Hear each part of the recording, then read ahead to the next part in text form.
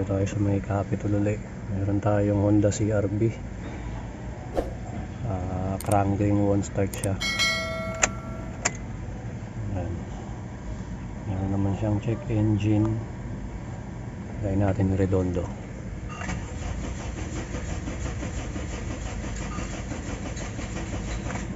Ayaw. Ayan, scanning tayo. May full found naman siya. Try natin muna yung quick scan.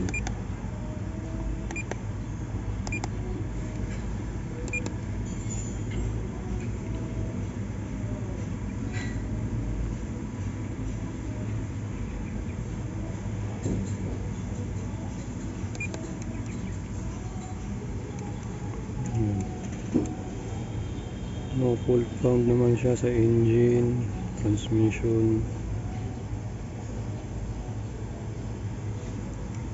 airbag. Sa ABS lang siya meron. I-scan ko na kasi kanina.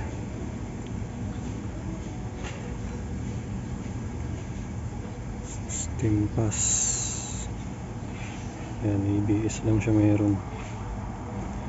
Ngayon, pag siniswitch natin, wala tayo naririnig sa fuel pump. Check natin muna to kung may gasolina. Okay mga idol. Okay mga idol, ito na yung CR-V kanina, yung ayaw mandar. Kita natin sa fuel pressure niya sa scanner, bagsak. Tapos yung throttle niya iba. Pinalitan niya. Iba yung part number niya. Nung umandar kanina, wala accelerator, kaya kinuha natin yung original. Try natin kung i-start na siya. Cranking 1 start to kanina. No fault code sa scanner, pero yung fuel pressure niya bagsak. Okay, try natin. Honda CR-V. Okay, start natin. Uy, ayos mga idol, tumamba na naman tayo.